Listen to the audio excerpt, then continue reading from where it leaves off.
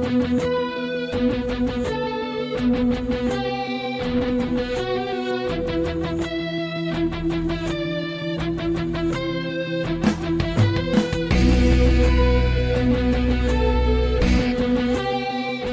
everybody, welcome back. With me today is someone that you've missed the sound of her beautiful voice, but she's back and she's a little under the weather, but that's what happens when you give your all singing a musical. Please welcome back Miss Jania. Hey guys, I am so happy to be back. We are happy to have you. Now there's so much to go over because we just got done with Comic-Con and there's been so much. Let me just wrap my head around it. Alright, real quick. Jania. Yes. What is your thoughts on Tyler being cast as Superman for Supergirl? Oh my goodness. Well, I don't really know what to think at this point. Because in my opinion, it could go either way. It could be really good, or it could be really bad. Don't get me wrong, he's no Henry Cavill. But, I don't think that he would necessarily be terrible. I think that I have high hopes for him, especially after seeing the first suit. We're getting to that. Yeah. That's later. We're going to talk about podcast. the pictures and the reveals that we've gotten so far. We'll talk about it. But anyway, I want to see more before I can really judge. I don't have the right to judge at this point. So.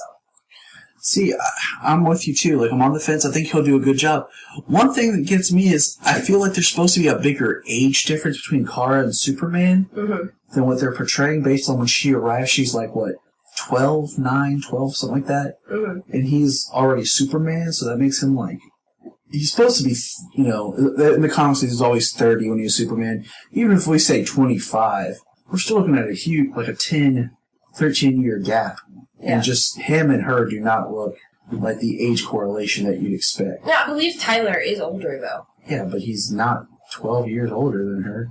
Okay. This is acting, I know, but still.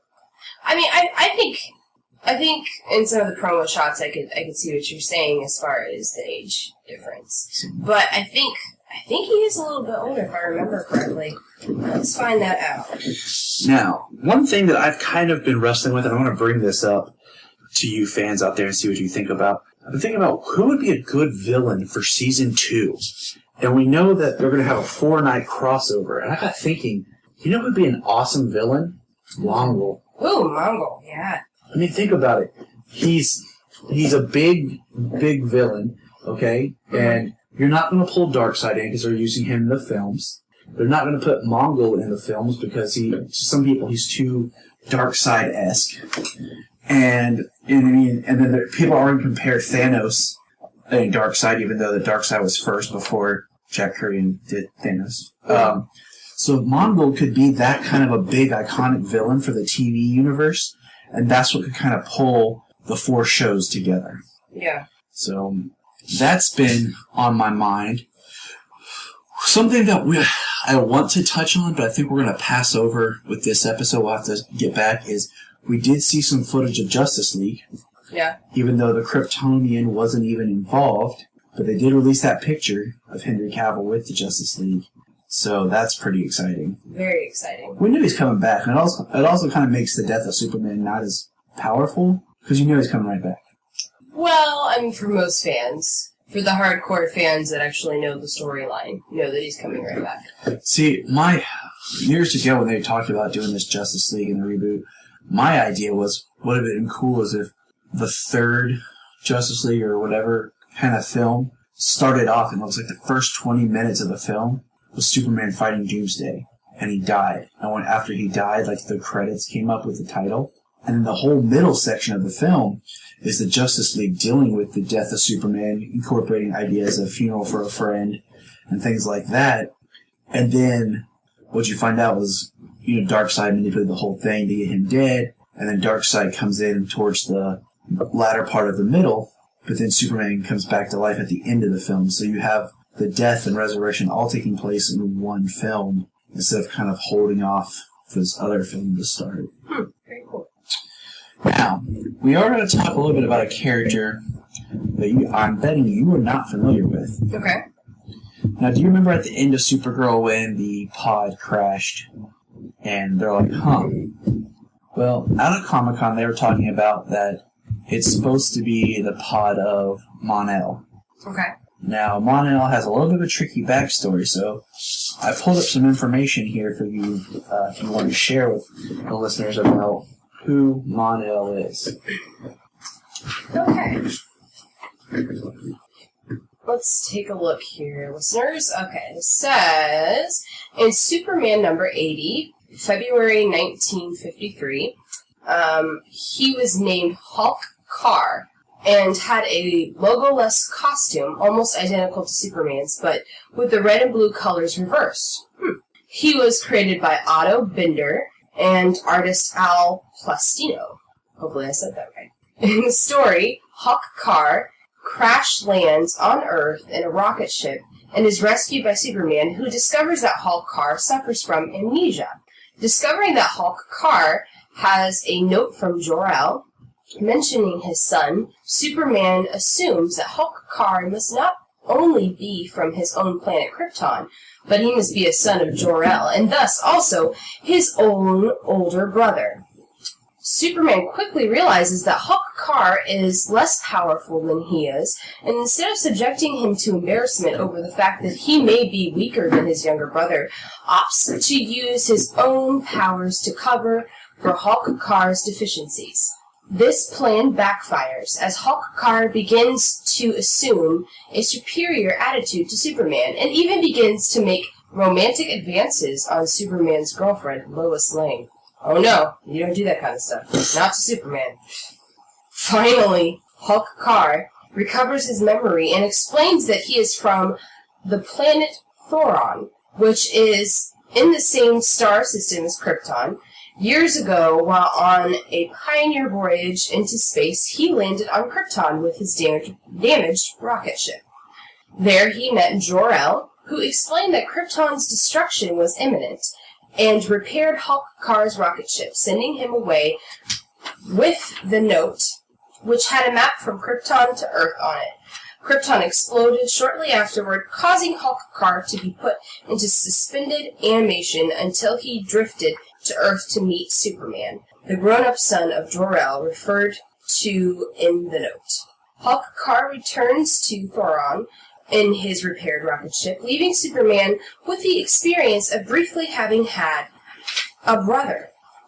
The Hulk Carr plot was reused in Superboy 89, June 1961, in a story set during Superman's career as Superboy, one which simply disregarded the history outlined in the original, a practice common at the time. The character's name was changed to Lar Gand. Gand?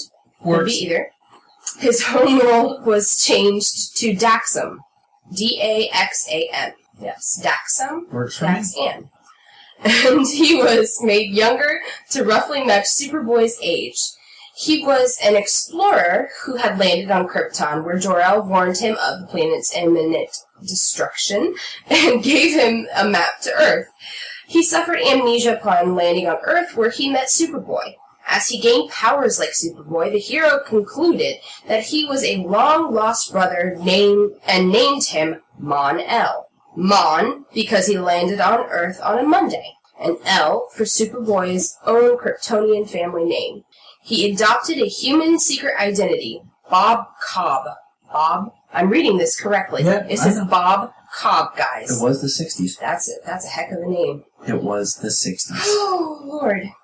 To integrate into Superboy's hometown of Smallville. Bob Cobb does not sound, conspicuous at all, honestly. However, the character was then shown to be immune to kryptonite, which is radioactively poisonous to all Kryptonians. Believing that Mon-El has been deceiving him, Superboy tries to trick him with a fake kryptonite meteor made of lead, which turns out to be Mon-El's one weakness. Furthermore, exposure to lead is irreversibly fatal to Daxamites, which Mon-El explains, having regained his memory. Guilt-ridden over inadvertently poisoning him, Superboy saves his life by sending him to the extra-dimensional Phantom Zone, where he would be able to observe things happening in the outside world, but as a phantom would not age, and his lead poisoning would not progress. That is very sad, and a very, very lonely existence for someone who basically didn't do anything wrong. Yeah. In 1985, DC Comics revamp of their superhero universe, Crisis on Infinite Earths, removed Superman's adventures as Superboy from the character's history. Mon-El's character history remained unchanged, however, with his encounter with Superboy said to have taken place in a pocket universe created by the Time Trapper, a mysterious being living at the end of the universe. And that is all, my friends. That is Mon-El. So we have an idea. And with Mon-El, what I think would be neat, the way that they amalgamize characters, is maybe if it is Mon-El's ship, but they maybe mix a little bit of backstory with Ha-El from the New 52, who was, for lack of a better term, similar. He was a protege of Jor-El's. He came to Earth. He was powerful. And basically, in the story, he used Supergirl to make a machine because he was going to go back in time and stop Krypton from exploding. But in doing so, it would have destroyed Earth. Gotcha. So, I mean, they could do some sort of character amalgamation there. That could be cool. But I don't want the big bad every season to be some sort of Kryptonian. Kind of like how in Flash, every season it's like a speedster. Right. Like the main overarching is like Reverse Flash, Zoom, and then who knows what Flashpoint it's going to be. But I don't want redundancies where we can keep from them. Yeah. It's one thing in a book you read, but it's different in a TV show. No, I agree completely. It can get boring, and it can get to be too much, you know? So, let's move on to what today's discussion is. Today's major discussion is we are going to look at... What? Oh, your headphones are working. They're lighting up. Yes. We are going to look at what, Tyler? We're going to look at the evolution of the Superman costume on film. Mm-hmm. And we're just doing the live action. We're not looking at the comics and everything. We're just going to look at live action interpretations because they released the first image of Tyler. And I'm not going to say his last name because I'm swearing to the Lord I'll butcher it because I butcher everybody's name if I don't hear it. I've never heard anyone pronounce it. Like I was looking for videos today to see if I could find someone say his last name so that I could copy it, but I couldn't find one. I feel like it's like Tyler Hecklin or Hoechlin or something like that. So it's funky. Yeah, so we're just going to call him Tyler, you know, because that's dope because we share a name. But here we go. Are you ready, man? Yes, sir. Let's go. The first live action on film character of Superman was portrayed by Kirk Allen. Mm-hmm. And we have the picture up here. All the pictures will be on our Facebook page. And it's pretty much just a basic suit. Right, well, we have a black and white photo, too. Because it was always filmed in black and white. I was about to say, the suit itself, I believe, was black and white, wasn't it? Yes. It was a muted suit. It was a very muted suit, just like when we get to color. To the next one we'll discuss. But, I mean, it's just basically looks like tights with a cape. Cape that comes to his knees with the S shield, a regular belt, very large underwear. Now, the thing about this suit is, if I remember correctly, it was created after the strongman suit. Yes. Yes. From the circus kind of performers is where that's why that Batman and Superman both have that quote unquote underwear on the outside. Mm-hmm. It was an extra layer of protection from a circus performer. And I don't know why it took almost 75 years to have it removed, but that's another story. It's a classic. I don't know. That's what we're going to say. The classic. It's a classic staple. It's a very high up, but it's a nice suit. I mean, there's nothing wrong with it. It looks like the shirt is almost like a sweater, if you look at the way the wrists are. Now, if I remember correctly, the reason why it's so high up is because that's where the strongman suits would wear their like weight belts. Yes. You know what I'm talking about? Mm-hmm. And that's probably why he has that belt as well in his costume. So, very neat. You should take a look at some old-fashioned strongman suits. They're very interesting. Now, if we'll move on, there's Kirk's is a little harder to discuss because there's not a lot of detail we can see. Yep. But the next is the George Reeves. And what is your thought? Because the picture I have shows the suit that was used first, which is a very muted suit, because that's when the show is still being filmed in black and white. And then next to it is the colorized suit. Yeah. And you can look at it looks like the same kind of material, just one is very vibrant in the color. Now, okay, if you compare Kirk Alyn and George Reeves' suit, the big difference for me is the S, the Superman symbol in the middle. To me, the Superman symbol on George Reeves' suit is more blocky. The outline, what do you want to call that? Mm-hmm. The shield, how's that? And if you look, he has we'll talk about this. Live-action Superman has their own personal tweak to the symbol. Mm-hmm. And like you're talking about, this is George's tweak on the symbol. Kirk's is a little bit thinner. Mm-hmm. To help. And it looks like Kirk's underwear is a little bit higher up as well. Yes. And George was in the 50s with the Adventures of Superman TV series. Now, yeah. I like the suit. There's nothing wrong with the suit. The boots look good. You can kind of see the boots in the picture at the bottom of him. Uh-huh. One thing I like is that you see how the bands work, how they wrap under his feet. Yeah. The cape is longer. The cape is longer. It's like mid-calf. Yeah, which I'm a huge fan of the longer Superman cape. Yeah, that's that short Superman cape that's in the first photo with Kirk Alyn. That is an extremely short Superman cape. Now, that's not the kind you buy at Walmart, guys. Yeah. Now we'll move on, and look at the material. Look, it looks just like a spandex. It is, yeah, for sure. It's a very literal idea of the costume. Now we will move on next to the iconic Mr. Christopher Reeve. Yes. Now, one thing first to note, we'll go here. This is a very basic spandex. I mean, it is tight, just spandex costume. Yeah. The Superman symbol is larger. Yes, it's more distinctive, pronounced. There's a larger symbol. The underwear smaller. Yes. The cape is a little shorter than George Reeves. It is. It looks like it's right at the top of the knee. Mm-hmm. The boots are bulky. Yeah, I like the boots, actually. How they're a little loose on the top. Yeah, I kind of like that. Another thing to note about it is the way the cape hangs. Let's see here. In George Reeves' suit, it hangs directly off the back. Yeah, like it's connected in the back. Yeah. This is like it's tucked around his neckline. Yeah, which I've always liked that look a lot better. It's got more of a square neckline that opens it up compared to George's, where it's more circular. But it kind of makes him look more defined, to be honest. It makes him look stronger in that area with that square neckline. It is very much a very literal interpretation of straight from the comic book page to a person. Of course, you have to love the Superman curl. Yes. I mean, if you're a Superman fan, you have to. He made it amazing. And as we go through this, if you look, Kirk had it. George really didn't have it. Okay. Of course, Chris has it, and then we'll continue to point that out as we go forward. Now, the next one up. Now, the thing to take big notice here when we go to the next one is Dean Cain. Now, look, his blue is much darker. Yes. It is a much darker blue. And if anyone's asking, we're skipping over Superboys because their costume was the exact same one as Christopher's. They just carried it over for the same show. They didn't tweak it or nothing. Okay, so Dean Cain's cape seems to hit around, what is that, probably mid-calf again. And it also hangs just like Chris's cape did. Yeah, with the tucked in at the top. His S is slightly different if you look at the way it curves at the top. It's almost a little bit more funhousey.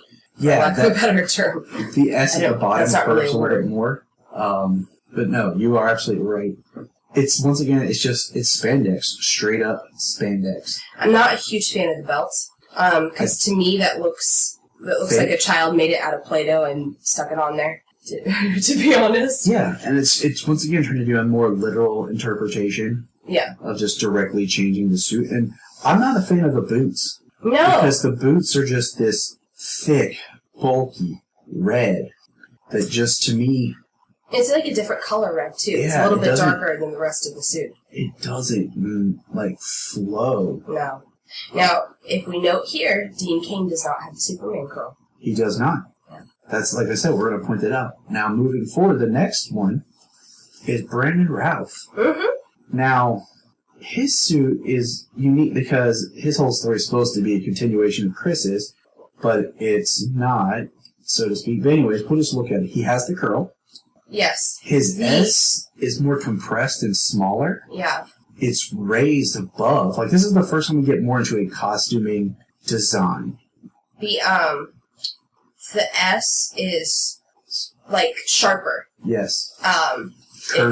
It's got more of a structure to it than any of the other Superman symbols. There's the Superman belt that he has with the S. That's really neat. I like the belt. I like that belt, too. His underwear is more smaller. Mm-hmm. And compressed down. Now, I think this is where they were trying to get away from the underwear just a tad. Like, let's take a little bit more of it away, and maybe they won't realize the next time we do this that the underwear's gone. I'm just playing. But I like the cape. The cape is at a good length. I like the cape length. I don't like the cape material. Yeah, I'm not a huge fan of the cape look. It looks like a thick leather cape, and it's a darker maroon on the outside than it is red. And I feel like a thick leather cape is a little bit impractical. Yes. It would be harder to, clean up, and it would be easier for someone to get a hold of. I don't know. To me, it's just more impractical. Now, one thing you can't tell from the photo is the material that makes up his suit is textured of smaller emblems, smaller S's. So if you were able to zoom in, like if we had a better photo, you would see a bunch of tiny shields on his side. Honestly, I can kind of see it when I zoom in. That's neat. I like that. Now, I don't like the boots. Okay, wow. They're like very thick and rubbery. Like this picture, you don't see it, but like it has the S on the back of the heel. Actually, Solomon's toy he has is a good representation of the boots. They're darker red, like the rest of the costume. But I mean, maroon color. Yeah, but even then, like when you see it all together, it's a darker red. Uh-huh. And it just has this very thick, rubbery feel. I kind of like the V at the top of the boot, though. Now, that is good, because if you look at some of the other, like, Superman artwork we have here, like on the wall, like classic Superman up there is that dip in the top. So they kind of kept it classic. Yes. The suit is very classic. The color's not so much. They were trying, but it is still a vibrant blue compared to, like, what Dean Cain's was a darker blue. I'm just not a fan of the red. I'm not either. Now, if you jump back to Chris's, the boots, once again, had that V dip in them. Yeah. And I like Chris's red, but I'm not a huge fan of his blue. Yes. But I like Brandon Routh's blue. Yes. And the cape length. And the cape length, yes. Now, we move on to the next suit, which is the Man of Steel suit, which was a huge jump. It was a big deal when this was being revealed as the Superman suit.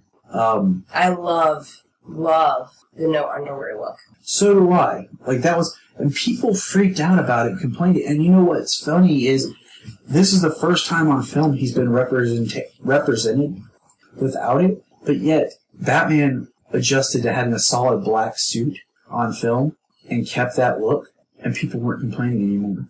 The full-length cape is amazing. I have a love-hate with the full length. I love the look. I love how flowing this looks, and it's, all the way down. I love the boots, and I like the idea that it's like a second skin suit, like it's like an alien, like it's very streamlined. I like the cuffs around the wrists. Mm-hmm. I'm not a huge fan of the other design, like on the sides. Really? I like that detail. I feel like it pulls the suit together. I like the S symbol. Mm-hmm. It's a little bit less of just being an S. Mm-hmm. It has more of that swirl.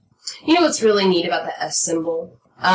It echoes the bat symbol. Or should I say the bat symbol echoes the S, the Superman symbol. Okay? I'm talking about Ben Affleck Batman here. Mm-hmm. The chunkier bat symbol, the chunkier Superman symbol. It makes sense to me. It looks good. I like it. Large and pronounced. Yeah. But once again, he doesn't have the curl. Yep. And to be honest here, Tyler, this is the first large and pronounced guy that's played Superman. Yeah, it is funny because Brandon's physical look was much to fit Chris's. Dean was very fit, but lean. But but there was a lean fit to him. Mm-hmm. And once again, it's one of those, Henry is very in shape for this. Also, the way they designed the costume helps add any kind of muscular tonality if needed. I don't know how much of it, if any, was extra padding.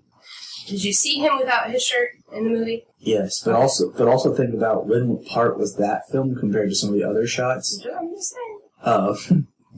But the cape is tucked in at the top. Yes, I love that. And look at the boots. Again, it has that classic V, you know? Yes. In the top of the boot. I love that. I love that the boot kind of forms. It forms into the leg. It almost looks like it's just an extension of the suit. But at the same time, it does look like a boot at the same time. It's neat. Same material. Now, continuing with our Henry, we'll look at the BVS Justice League suit. Now, first of all, I like this suit. This is my favorite Superman suit. It's a brighter blue. It's a more pronounced just shine. The cape is still long. The symbol is smooth. But the one thing I don't like is I actually prefer the Man of Steel wrist guards compared to the way they did them in this one. Yeah. You know, one thing that I could say about Henry's suit that I think should be changed, I think that the gold behind the S should be more pronounced. Okay. I feel like that's a little too muted because it kind of makes it not stand out. And that's the whole point. You know, the S is supposed to stand out. I got you. Now in this one, it is a brighter blue compared to what the Man of Steel was. Yeah. Henry looks a little bit bigger in this picture, I'm not going to lie. And that's probably because he just keeps working, because he's got to film the movies back to back, so he just keeps it. I like the way they did the gold, like, for the idea of the belt, just to break up that visual. Yeah, I like that too. But keeping with more of the streamlined look. The boots, if you notice, it's hard in this picture, but it has a double dip, just like the classic Superman does. Yep. And like I said, to me, this is my favorite costume. I prefer the cuffs of the Man of Steel around the wrists. If you could put those on this BVS suit. I love the way the cape hangs. I do too. I love that tucked under kind of look right there on the collarbone. I love that. I've never been a big fan, I will say this, of having the gold S on the back of the cape. No. That's how it is on Chris's costume. It wasn't on Brandon's, and I think it was on Dean's as well. But I like it. Now, moving on from Henry, we're going to look at the first revealed picture of Tyler's costume, and it has him standing next to Melissa. And at first look in this promo shot, I was like, okay. Okay. So, here's the good thing. No, wait, hold on that thought real quick. Okay. One note is, I made a slide here if you look. It shows the first costume release of Melissa. It shows the first Flash Grant Gustin costume and the first Tyler. And to be honestly, I don't think any of these pictures do justice to their suits. I would agree. Considering the photos that come after it, where we really get to look at it, I think just the first release photos they don't do a good job. All right. So now, what were you thinking with the suit? Okay. Well, I'll do some sandwiching here. So we'll start with the good. The good, I really like the classic S. It's very classic Superman symbol right there. I like the S. I really like. The negative, I am not a fan of the boots. To me, the boots are way too chunky. Yes. Okay. They make him look bottom heavy. And once again, I feel like this shot sucks. Okay. Now with this part, we can bounce around to the other photos that we have that were revealed of the second look of him actually on set. So we don't have to go in any kind of order. They're now just all reference photos. There's a shot where he has a little bit of a curl. But even then, the costume, the material I like, it has kind of the lines through it, like Melissa's does. And I really like that they didn't give him the same kind of S as hers. You know how we talked about, like, the way they're doing her Supergirl S makes it just Supergirl. Like, it gives it its own distinction so that you can say that's Supergirl and not Superman 2. And his S is his own S. It has more of that pronounced gold. Yeah. One thing I'll tell you right off the bat, we're talking about the boots. The boots look very New 52 influenced. The squareness and heaviness of them, which in drawings is one thing, but then made practical, I don't like it. That's one thing I will say right off the bat. These are probably my least favorite boots. They look like biker boots spray painted red. Not the good kind. Cape length, I like. Material looks a little thick, but there's always that difference of standing still shots and then actual action shots with his cape length. I don't know with his cape, but the length I like. It looks more stiff and leathery than flowy. Mm-hmm. Where the cape is coming off of the shoulders, it's different. The placement is different. It's now, more so like down on his chest. If you go back, I have an image that I pulled where it looks like the way the cape buckles, like it looks like it's actually buckled onto him. It looks like it pulls from like the Injustice cape, where it's connected to the symbol, and the latter John Romita Jr. New 52 Superman suit, where it looks like it's more up over his shoulders and connected. Mm-hmm. I'm not a fan of the cape material. I like the neckline of the suit. I like the neckline of the suit. Once again, they didn't use the red underwear. I don't like the belt. Like, it's the red. It's just a solid red with a little bit of gold around it. But it looks more like the New 52 belt. But I don't know. I just don't like it. The belt and the boots look too chunky. Yeah, the belt's very chunky. Very just... I don't know, like, if you look at the way that Kara's belt is done, it's like... It looks more like the waist of her skirt. Yeah. And it flows. His just looks like it's this piece of plastic wrapped around him. Mm-hmm. So, but once we get, like we said, we get on the set photos of him, he looks better. Like, he looks good. And it gives me more hope for him as Superman. I still think he's kind of young, but these set photos really put more, especially the last photo, where it's just like him sitting there. They look so much better than that promo photo. Agreed. And that gives me a lot more hope for him as Superman. And one thing that Phil and I had talked about was it seems like Superman does a lot better on TV, story-wise, and Batman does better in films. Okay. Think about it, like, you've had multiple Superman TV series. You've only had Batman 66. You know, True. And Batman's had more success as a film franchise than Superman has. We have had, 4, 5, 6, 7 Superman films. 4, 5, 6, 7, 8 Batman films. 9 Batman films. So. Gotcha. But now, if you had to pick one costume to be your favorite, which one would you choose as your favorite Superman suit? Without any alterations, you can't change it. I would have to say the Man of Steel suit. You're going to go with Man of Steel? Man of Steel. I'm going to go with BVS. Mm-hmm. I like the look without the underwear, to be honest. I do too. To be frank. Now, Janine, I'm sorry, let me get back here. You said, what was your comment you had about that first initial promo shot? Okay, so if you're taking a look at the shot of Tyler, okay, I really think that the reason why that promo shot looks so bad is because of the photographer. The angle of the shot. Someone has shot that picture from the bottom up, okay? Uh-huh. So instead of standing in front of someone and shooting them straight on, they're lower. The photographer is lower on the ground and shooting up at an angle towards the subject, okay? Which is going to make your subject look bottom heavy, okay? Mm-hmm. And then the top of him just looks thinner because of the way that angle is done. Now here's another thing. If you take a look at the picture, Tyler is standing at an angle, okay?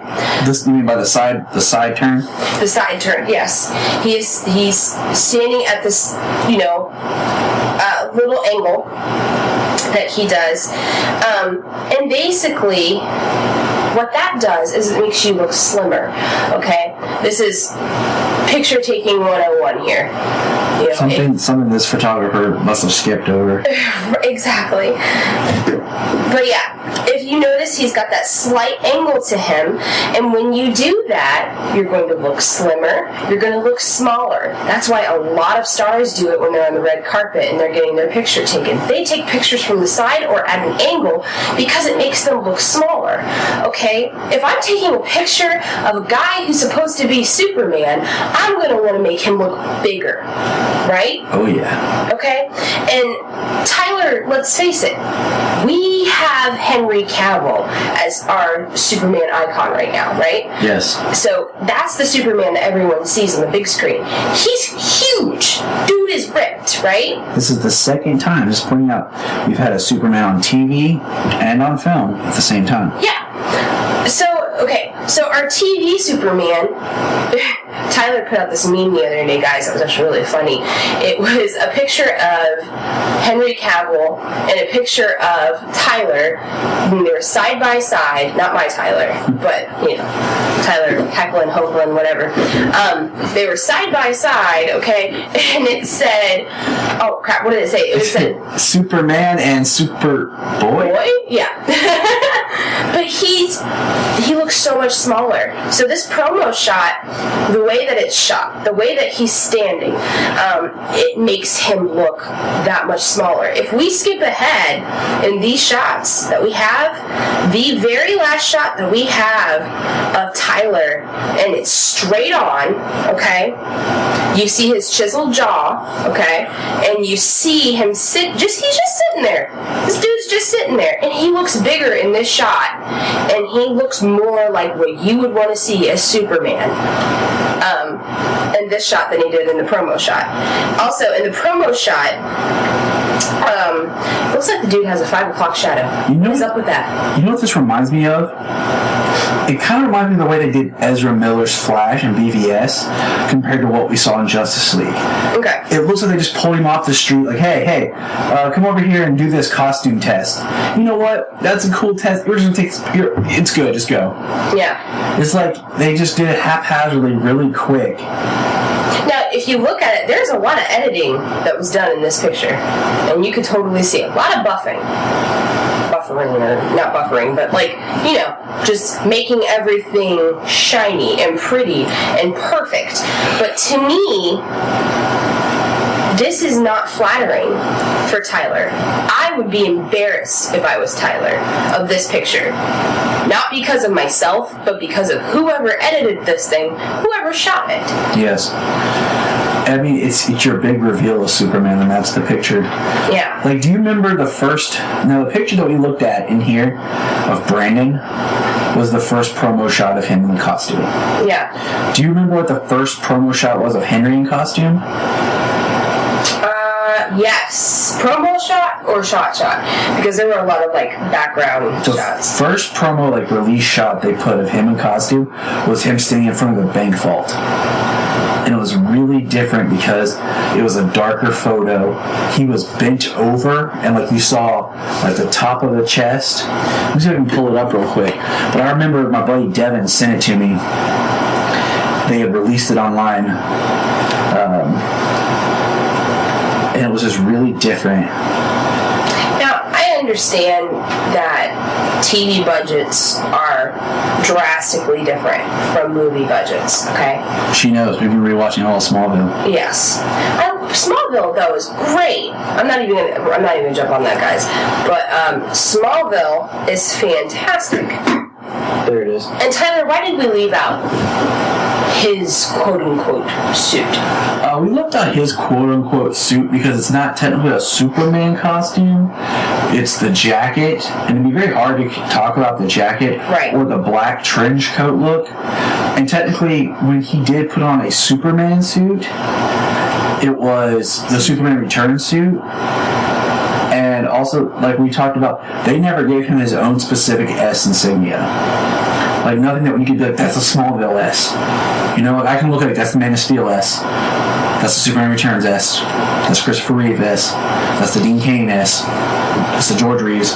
You know, I can pull all that up and I can tell you who it is. But you can't do that with Smallville. So let's pop back to this promo pic talk here, okay? Mm-hmm. I'm looking at the very first promo shot of Superman Man of Steel here, okay? And automatically, he looks strong. He looks intimidating. He looks like someone who is about to jack someone else up, okay? He's in that power stance. He's got the bank vault behind him. Yeah, he's strong looking. That stance that he has is strong. But this picture, okay, I'm gonna shut up after this, I promise. But this picture of Tyler looks like he should be an underwear model. Is that the picture for the coming soon from Ruby's Superman Halloween costume with your model? Or like he's like the Hot Topic model for order your costume online from? It's such a shame because the guy he's an attractive guy, right? You know, yeah, sure. He looks bigger in the other pictures than he does in this stupid promo shot. I am so disappointed in this shot. I was so disappointed by that shot, and then the next day when they released the other behind the scenes set, I was more like, okay. Seeing the costume, it basically comes down to I don't like the boots and I don't like the belt. And I understand doing something different for the way the cape is. Okay, I'll go with it. Yeah. But mainly the boots and the belt. And honestly, I love Melissa's suit in this picture. I really do. It looks great. And I love her boots. I know we're not talking about Supergirl suits, but we did that last year. Yeah. But I'm not a fan of the way that she's shot either in this project. No, it just proves to you once again, like you said about a poor photographer and choices. Yeah. And whoever selected that photo didn't know what they were doing. I was about to say, okay, the photographer might not have had anything to do with the selection process of this picture, okay? Too bad it wasn't shot by Jimmy Olsen. Yeah. But my whole point being, whoever decided this was the picture for the promo, they were very, very wrong. It's a terrible picture. That's Superman in his live-action suits. I look forward to seeing Tyler's portrayal of the character, and they're actually showed he actually is going to do the shirt rip. That's cool. Which I think's funny, like now that I think more about it, because we've seen Kara do it. Look at his suit and think he has that cape and everything tucked under his regular clothes, like his boots. I'd like to think that the cape is somewhere else, that it's separate. Mainly because if it does have that buckling feature. Yeah, like, it's just kind of, in the New 52 in the comics, the cape was like biological Kryptonian armor, and it came from the symbol, and the symbol he wore on his chest like a patch, and the suit came from it. Mm-hmm. So he could wear anything and the suit would appear. And this is one thing that Zack Snyder's not had to deal with, the fact that in Man of Steel, he's Clark, then he's Superman for a little bit, and he's back to Clark. He never changes. And then in BVS, we never see him have to go from Clark to changing to Superman. Yeah. So they were like, yeah, we're just going to cut around that and not have to deal with it.